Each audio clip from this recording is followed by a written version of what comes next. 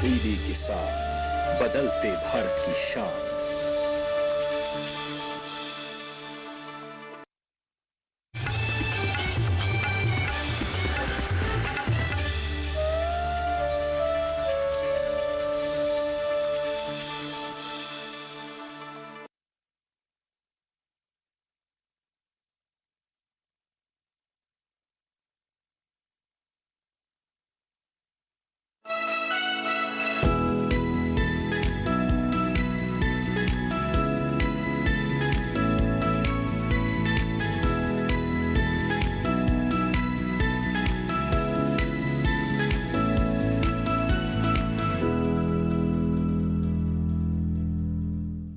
नमस्कार किसान भाइयों बहनों, आप देख रहे हैं दूरदर्शन किसान कृषि दर्शन कार्यक्रम में आप सभी का स्वागत है। मैं हूं आदिति शर्मा। किसान भाइयों बहनों, कृषि जगत में क्या कुछ नई गतिविधियां हो रही हैं, इनकी जानकारियां हम आपके लिए लेकर आए हैं हमारे तीनों सेगमेंट्स के जरिए। तो क्या कुछ खास है हमारे सेगमेंट्स विज्ञान और किसान, कृषि स्टार्टअप और फार्मिंग इंडिया में, जानने के लिए आइए शुरुआत करते हैं आज के इस अंक की। आइए किसान भाइयों बहनों, कार्यक्रम की शुरुआत करते हैं हमारे पहले सेगमेंट विज्ञान और किसान के साथ। हम सभी जानते हैं कि हमारी फसलों की बात करें, हमारे पौधों की बात करें तो उसमें तरह तरह की बीमारियों का, कीटों के लगने का खतरा बना रहता है, जिसका सही समय पर नियंत्रण करना बेहद जरूरी हो जाता है। हमारे देश के वैज्ञानिकों की बात करें तो वो निरंतर इस दिशा में कार्यरत है और हमारी सरकार ने भी इस दिशा में एक उप मिशन चलाया है जिसे नाम दिया गया है पौध संरक्षण व पौधों की अलगाव का उप मिशन। आइए इसके बारे में आपको विस्तार से जानकारी देते हैं।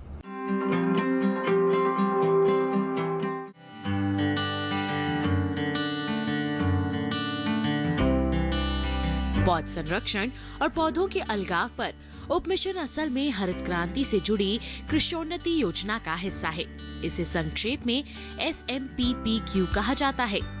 कृषोन्नति योजना में छोटी छोटी कुल 11 योजनाएं या यूं कह लीजिए कि मिशन शामिल हैं और इसकी अवधि 12वीं पंचवर्षीय योजना के साथ ही 2017-18 में समाप्त हो रही थी। लेकिन प्रधानमंत्री श्री नरेंद्र मोदी जी के नेतृत्व वाली केंद्र सरकार ने इसे आगे भी जारी रखने का फैसला किया। इस फैसले के साथ ही पौध संरक्षण और पौधों के अलगाव पर उप मिशन को भी जीवन दान मिल गया। इस उप मिशन का उद्देश्य कीड़े मकोड़ों, बीमारियों और अनचाहे पौधों से फसलों को बचाना और उनकी गुणवत्ता बनाए रखना है। इसके अलावा बाहरी प्रजाति के कीड़े मकोड़ों के हमले से कृषि जैव सुरक्षा करना और विश्व बाजार में भारतीय कृषि सामग्रियों के निर्यात में सहायता करना है। इस उप मिशन के तहत फसलों की निगरानी, देखभाल और क्षमता विकास पर जोर दिया जाता है। खासतौर से कीट प्रबंधन को आधुनिक बनाना और उसे मजबूती देना इसका अहम हिस्सा है। एकीकृत कीट प्रबंधन भी इसी उप मिशन में शामिल है। इसका मकसद सांस्कृतिक, यांत्रिक और जैविक तरीकों से कीट नियंत्रण करना है। इसमें ये भी बताया गया है कि कीटनाशियों की कितनी मात्रा का इस्तेमाल करना है। मानक से ज्यादा कीटनाशकों के इस्तेमाल से कृषि उत्पाद निर्यात योग्य नहीं रह जाता। केंद्र सरकार ने 29 राज्यों और केंद्र शासित प्रदेशों में पौध संरक्षण, पौधों के अलगाव और भंडारण से संबंधित 35 केंद्र स्थापित किए हैं। हमारे देश में फसलों पर टिड्डियों का हमला होता रहता है। खासतौर से राजस्थान और गुजरात के रेगिस्तानों में इनसे निपटने के लिए कृषि विभाग ने टिड्डी नियंत्रण संगठन स्थापित किए हैं। कई बार विदेशों से आने वाले कृषि उत्पादों में भी कीट होते हैं। इनसे बचने के लिए पौधों के क्वारंटाइन सेंटर बनाए गए हैं। ये सेंटर विदेशी कीटों को भारत में फैलने से रोकते हैं। राष्ट्रीय स्तर पर कीटनाशियों के कचरे की निगरानी हो रही है। इसके लिए 31 प्रयोगशालाएं बनाई गई हैं, जो अलग अलग मंडियों से कृषि उत्पादों के नमूने इकट्ठे करके उनकी जांच करती हैं, ताकि कीटनाशक युक्त कृषि उत्पाद सार्वजनिक वितरण प्रणाली का हिस्सा ना बन सकें। देश में राष्ट्रीय वनस्पति स्वास्थ्य प्रबंधन संस्थान भी काम कर रहा है। इसका काम अलग अलग जलवायु वाले क्षेत्रों में फसलों के स्वास्थ्य का प्रबंधन, जैव सुरक्षा प्रबंधन और क्षमता विकास कार्यक्रम के माध्यम से कीट प्रबंधन है। किसान भाइयों बहनों, विज्ञान और किसान सेगमेंट में अब वक्त हो चला है पशुपालक कैलेंडर पर नजर डालने का। इस माह में खास तौर पर पशुपालन से संबंधित आप कौन कौन से कार्य कर सकते हैं, जानने के लिए आइए नजर डालें पशुपालक कैलेंडर पर। फरवरी माह में पशुधन संबंधित कार्य। मेमनों को PPR का टीका लगवाएं।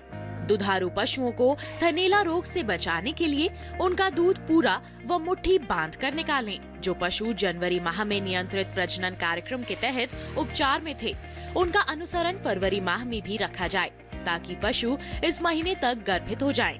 नवजात बछड़े बछड़ियों को अंतः परजीवी नाशक नियमित रूप से दें। पशुओं को भीगने से बचाएं एवं बादल हटने पर सर्दी के बढ़ने के आसार को देखते हुए पर्याप्त बचाव के उपाय करें। इसी के साथ किसान भाइयों बहनों, कार्यक्रम में वक्त हो चला है एक छोटे से ब्रेक का। आप कहीं मत जाइए। ब्रेक के बाद हम आपकी मुलाकात करवाएंगे पद्मश्री पुरस्कार से सम्मानित हमारे पशुपालक भाई से। बने रहिए दूरदर्शन किसान पर, देखते रहिए हमारा कार्यक्रम कृषि दर्शन।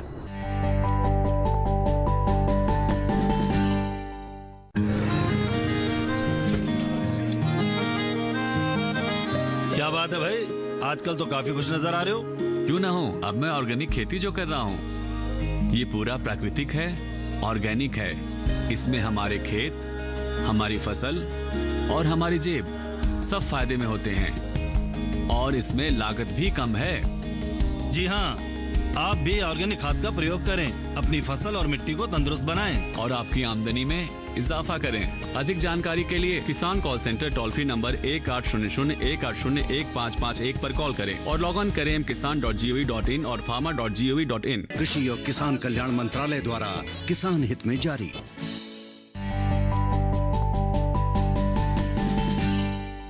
ब्रेक के बाद आप सभी का फिर से स्वागत है हमारे कार्यक्रम कृषि दर्शन में। अब कार्यक्रम में वक्त है कृषि स्टार्टअप सेगमेंट का। किसान भाइयों बहनों, परंपरागत खेती के साथ साथ अगर पशुपालन भी कर लिया जाए तो ये काफ़ी फायदेमंद साबित हो सकता है और हमारे कई पशुपालक भाई बहन ऐसे हैं जो अपनी नई सोच और कड़ी मेहनत से इस क्षेत्र में सफलता भी हासिल कर रहे हैं। ऐसे ही एक पशुपालक भाई से आज हम आपकी मुलाकात करवाने वाले हैं जिनका नाम है नरेंद्र सिंह और उनके पशुओं के प्रति निस्वार्थ प्रेम और पशुपालन के क्षेत्र में बढ़ चढ़कर हिस्सा लेने के चलते ही वर्ष 2019 में उन्हें पद्मश्री पुरस्कार से नवाजा गया था। आइए मुलाकात करते हैं उनसे। पानीपत जिले के गांव डिडवाड़ी निवासी नरेंद्र सिंह द्वारा मुर्रा व साहिवाल नस्ल को संरक्षित करने पर भारत सरकार द्वारा उन्हें पद्मश्री अवार्ड से नवाजा जा रहा है। नरेंद्र सिंह को बचपन से पशुओं की देखभाल व लगाव का शौक था। शुरुआत से ही उनका ज्यादातर समय पशुओं की बेहतर ढंग से देखभाल करने में बीतता था। चूंकि वो किसान के साथ पंचायत विभाग में ग्राम सचिव भी हैं, ड्यूटी के बाद पशुओं की देखभाल के समय यही प्रयास रहता था कि कुछ पशुओं के हित में भी किया जाना चाहिए। करीब 20 साल पहले नरेंद्र सिंह ने 10 पशुओं के साथ गांव में अपने प्लॉट पर डेयरी की शुरुआत की थी। अब भैंस, झोटे व सांड समेत आज उनकी डेयरी फार्म पर करीब 150 पशु हैं। नरेंद्र सिंह को वर्ष 2013 व वर्ष 2015 में राष्ट्रीय अवार्ड, 2017 में गोपाल रतन अवार्ड व वर्ष 2018 में मुर्रा रतन अवार्ड से भी नवाजा जा चुका है। नरेंद्र सिंह के फार्म की खास बात यह है कि मुर्रा नस्ल की सुंदरता को देखने के लिए विदेशी भी यहाँ आते हैं। तभी तो कोलंबिया के राजकुमार समेत इनकी डेयरी का कई देशों के प्रतिनिधि दौरा कर चुके हैं। इनकी मुर्रा नस्ल की भैंस प्रतियोगिताओं में चैंपियन रह चुकी है। वहीं छोटा शहंशाह दूसरे स्थान पर रहा। इन्हें खरीदने विदेशों से भी लोग आ चुके हैं। हालांकि इन पशुओं का दाम बढ़ चढ़ कर लगाया जा रहा है, पर फिलहाल इन्होंने इन्हें बेचने से मना कर दिया है। मुर्रा नस्ल का झोटा घोलू, प्रिंस व शहंशाह समेत भैंसों की ख्याति देश भर के अलावा विदेशों में छाने के बाद करीब 5 वर्ष पहले उनकी डेयरी पर कोलंबिया के राजकुमार समेत कई देशों के प्रतिनिधियों ने विजिट कर पशुपालन की तकनीक को नजदीक से जाना था। उनकी डेयरी के हरियाणा साहिवाल सांड, नंदी व मुर्रा नस्ल की भैंस प्रतियोगिताओं में प्रथम रहकर चैंपियन बनी व छोटा शहंशाह दूसरे स्थान पर रहा है। पशुपालन सदा से फायदे का सौदा रहा है। अगर किसान नई तकनीकों और सूझबूझ से करें तो इस क्षेत्र में अच्छा लाभ कमाया जा सकता है। साथ ही अपनी आय भी दोगुनी करने में सफलता हासिल कर सकता है। पशुपालक नरेंद्र सिंह का मानना है कि पशुपालन व्यवसाय को अगर बदलते समय की तकनीक के साथ अपडेट कर दिया जाए तो पशुपालन कभी भी घाटे का सौदा साबित नहीं हो सकता। इसी के साथ किसान भाइयों बहनों अब कार्यक्रम में वक्त हो चला है एक और छोटे से ब्रेक का। आप कहीं मत जाइए, ब्रेक के बाद हम आपको दिखाएंगे हमारा अगला सेगमेंट फार्मिंग इंडिया। बने रहिए दूरदर्शन किसान पर और देखते रहिए हमारा कार्यक्रम कृषि दर्शन।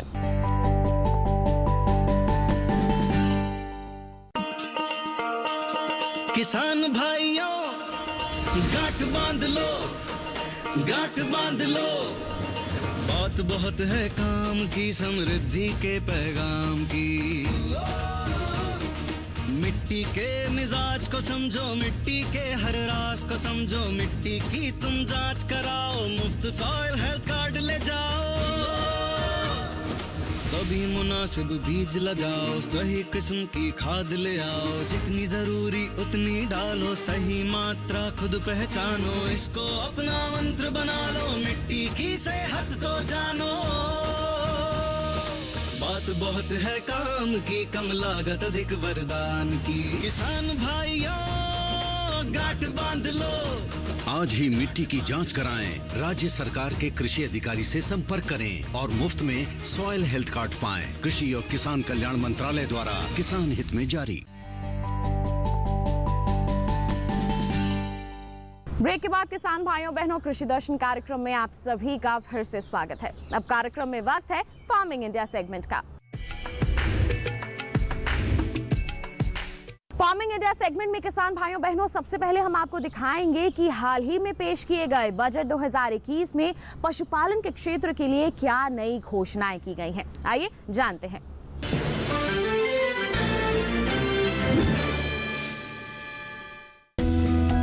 वित्त मंत्री निर्मला सीतारमण ने संसद में बजट पेश कर दिया है। वित्त मंत्री के बजट पिटारे से गांव, कृषि और किसान के लिए काफी कुछ निकला है। सरकार कृषि और किसानों के उत्थान के लिए प्रतिबद्ध रही है। बजट में 2022 के लिए कृषि ऋण के लक्ष्य को बढ़ाकर 16.5 लाख करोड़ रुपए कर दिया गया है। साथ ही ग्रामीण अवसंरचना विकास कोष में आवंटन को बढ़ाकर 40,000 करोड़ रुपए किया गया है। वित्त मंत्री ने कहा कि न्यूनतम समर्थन मूल्य यानी एमएसपी बढ़ाकर उत्पादन लागत का 1.5 गुना कर दिया गया है। इसके अलावा ई-नैम के तहत 1000 और मंडियों को लाया जाएगा। ऑपरेशन ग्रीन स्कीम में जल्द खराब होने वाली 22 फसलों को शामिल किया जाएगा। वहीं जल जीवन मिशन के तहत 2,87,000 करोड़ रुपए खर्च होंगे। साथ ही माइक्रो इरिगेशन फंड में 5,000 करोड़ रुपए के अतिरिक्त आवंटन की बात बजट में कही गई। मछली पालन को बढ़ावा देने के लिए सरकार काफी कुछ कर रही है। इसी क्रम में 5 फिशिंग हार्बर को आर्थिक गतिविधि के हब के रूप में तैयार करने की बात बजट में कही गई है। ये 5 हार्बर कोची, चेन्नई, विशाखापट्टनम, पारादीप और पेटू आघाट में बनाए जाएंगे। चाय श्रमिकों के कल्याण के लिए 1000 करोड़ रुपए का प्रावधान किया गया है। वहीं उज्ज्वला स्कीम में 1 करोड़ और लाभार्थी शामिल किए जाएंगे। एक राष्ट्र एक राशन कार्ड योजना बचे हुए 4 राज्यों में जल्द ही लागू होगी। एमएसएमई क्षेत्र के लिए 15,700 करोड़ रुपए का प्रावधान किया गया है।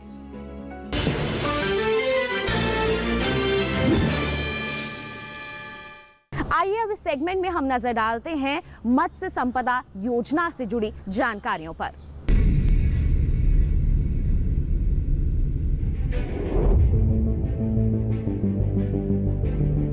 मछली पालन के क्षेत्र में अपार संभावनाएं हैं और इसी को ध्यान में रखते हुए प्रधानमंत्री श्री नरेंद्र मोदी ने प्रधानमंत्री मत्स्य संपदा योजना की शुरुआत की। इस योजना की घोषणा बजट में की गई थी। स्वतंत्रता के बाद ऐसा पहली बार है कि देश में मत्स्य पालन क्षेत्र के लिए इतनी बड़ी योजना का शुभारंभ किया गया है। मछली पालन के क्षेत्र से जुड़ी प्रधानमंत्री मत्स्य संपदा योजना की अनुमानित लागत 20,050 करोड़ रुपए है। इस योजना से मछली पालन के क्षेत्र से जुड़े मछुआरों, मछली किसानों, मछली श्रमिकों, मछली विक्रेताओं और अन्य हितधारकों को फायदा होगा। मत्स्य योजना का मकसद नीली क्रांति के जरिए देश में मछली पालन क्षेत्र के सतत और जवाबदेह विकास को सुनिश्चित करना है। इस योजना में केंद्र की हिस्सेदारी 9,407 करोड़ रुपए है, जबकि राज्यों की हिस्सेदारी 4,880 करोड़ रुपए और लाभार्थियों की हिस्सेदारी 5,763 करोड़ रुपए है। प्रधानमंत्री मत्स्य संपदा योजना पूरे 5 साल के लिए लागू की गई है। योजना वित्त वर्ष 2020-21 से 2024-25 के दौरान लागू रहेगी। इस योजना से मछली पालन क्षेत्र की गंभीर कमियों को दूर करते हुए उसकी क्षमताओं का भरपूर इस्तेमाल किया जा सकेगा। साथ ही मछली पालन क्षेत्र में 9% की सालाना दर से वृद्धि के साथ 2024-25 तक 22 मिलियन मीट्रिक टन उत्पादन का लक्ष्य हासिल किया जा सकेगा। इतना ही नहीं, इस योजना के जरिए मछली पालन के लिए गुणवत्ता युक्त बीज हासिल करने और मछली पालन के लिए बेहतर जलीय प्रबंधन को भी बढ़ावा मिलेगा। मछली पालन के लिए जरूरी अवसंरचना और मजबूत मूल्य श्रृंखला विकसित की जा सकेगी। इस योजना के जरिए शहरी और ग्रामीण क्षेत्रों में मछली पालन से सीधे या परोक्ष रूप से जुड़े हुए सभी लोगों के लिए रोजगार और आय के बेहतर अवसर उपलब्ध हो रहे हैं।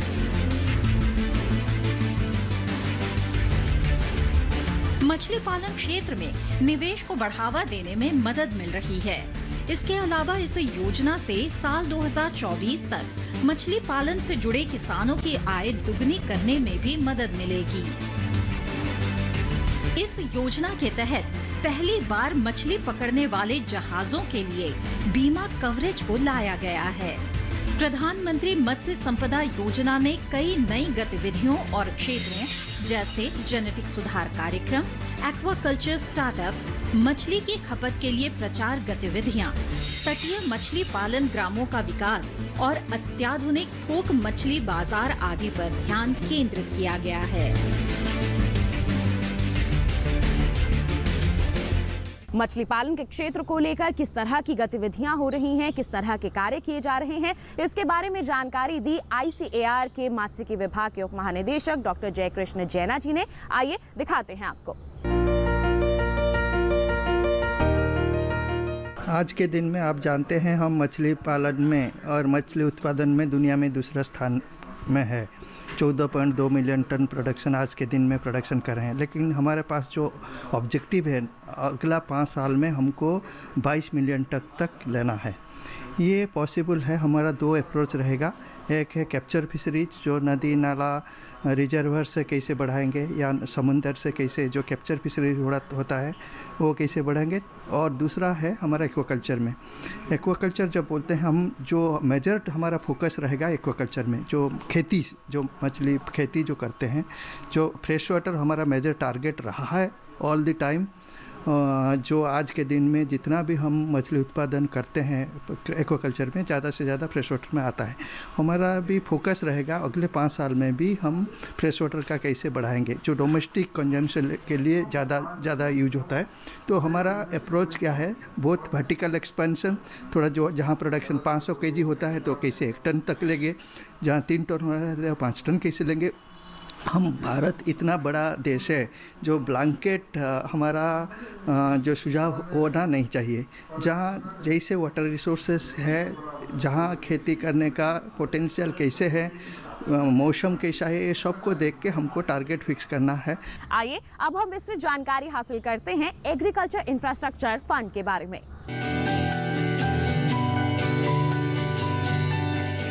कृषि क्षेत्र के लिए अवसंरचना यानी बुनियादी ढांचा बहुत ही महत्वपूर्ण है।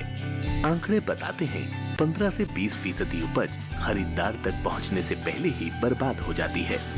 बर्बादी के बड़े कारणों में भंडारण की सही व्यवस्था का अभाव और प्रसंस्करण इकाइयों की कमी है।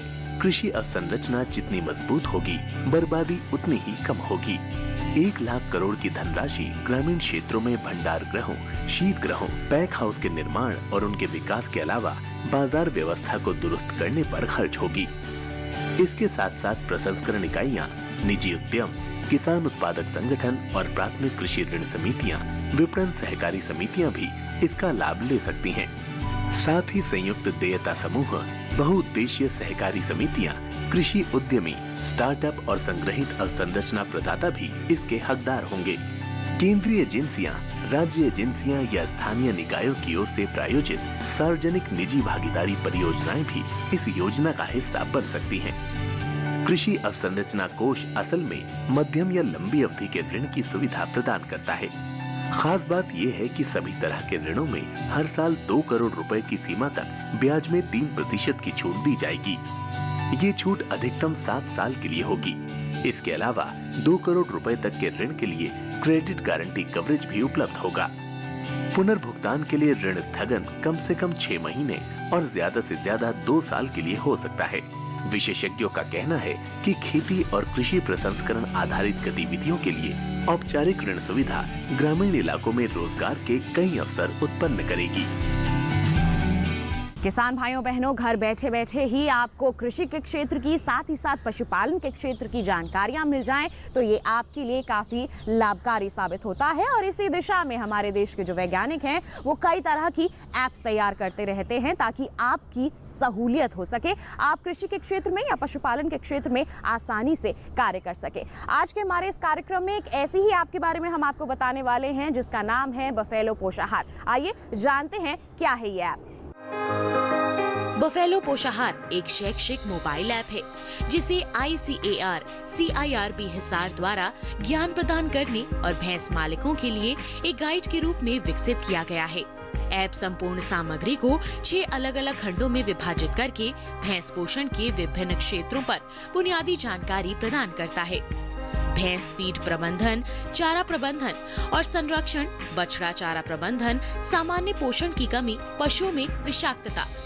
एप्लीकेशन वर्तमान में हिंदी और अंग्रेजी भाषाओं में उपलब्ध है। पूर्ण ऐप सामग्री में डाउनलोड सुविधा के साथ ऑडियो बैकअप भी है। किसान भाइयों बहनों, अब कार्यक्रम में वक्त हो चला है मौसम की जानकारी का। आगे आने वाले दिनों में कैसा रहने वाला है मौसम का हाल, आइए जानते हैं। मध्य प्रदेश और छत्तीसगढ़ में गुरुवार को कुछ एक जगह बारिश होगी। मराठवाड़ा में गुरुवार को अनेक स्थानों पर बरसात का अनुमान। विदर्भ में अगले 2 दिन कई स्थानों पर बारिश हो सकती है। मध्य महाराष्ट्र, कोंकण और गोवा में कहीं कहीं बादल बरसेंगे। गुजरात में भी इक्का दुक्का स्थानों पर बारिश के आसार। बिहार में गुरुवार को कुछ जगह हो सकती है बरसात। झारखंड और ओडिशा में अगले 2 दिन कई जगह बरसेगा पानी। गांगी पश्चिम बंगाल में होगी छिटपुट बरसात। उप हिमालय पश्चिम बंगाल में गुरुवार को कहीं कहीं बरसात होगी। अरुणाचल प्रदेश, असम और मेघालय में 2 दिन कहीं कहीं बादल बरसेंगे। नागालैंड, मणिपुर, मिजोरम और त्रिपुरा में गुरुवार को छिटपुट बरसात होगी। उत्तराखंड में गुरुवार को कहीं कहीं बारिश की उम्मीद। अब कार्यक्रम में हम जानेंगे मंडियों की स्थिति, कैसा बना हुआ है मंडियों में बाजार भाव, आइए जानें। सरकार ने पटसन के लिए न्यूनतम समर्थन मूल्य 2014-15 के 2,400 रूपए से बढ़ाकर 2020-21 में 4,225 रूपए कर दिया है। भारत सरकार ने पटसन उत्पादक किसानों की उत्पादकता, गुणवत्ता और आय बढ़ाने के लिए 46,000 रेटिंग टैंकों के निर्माण को मंजूरी दी है। इससे न केवल रेटिंग प्रक्रिया का समय 7 दिन घट जाएगा, बल्कि पटसन उत्पादक राज्यों, विशेष रूप से पश्चिम बंगाल में ग्रामीण जन के लिए रोजगार के 46 लाख मानव दिवस अवसर भी उपलब्ध होंगे। अब कार्यक्रम में किसान भाइयों बहनों वक्त हो चला है ट्विटर प्लेट पर नजर डालने का। तो पशुपालन के क्षेत्र को लेकर क्या कुछ खास है हमारी ट्विटर प्लेट पर, आइए जानें।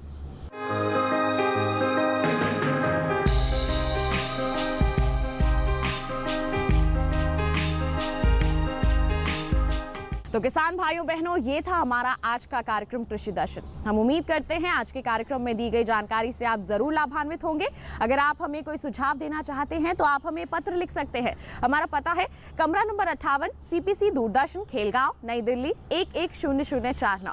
अगर आप हमें ईमेल लिखना चाहते हैं तो आप हमारी ईमेल ID नोट कर लीजिए। हमारी ईमेल ID है krishidarshandddk@gmail.com। तो बस किसान भाइयों बहनों, आज के लिए इतना ही। अगले अंक में करेंगे आपसे मुलाकात। तब तक के लिए हमें दीजिए इजाजत। आप बने रहिए दूरदर्शन किसान पर। नमस्कार।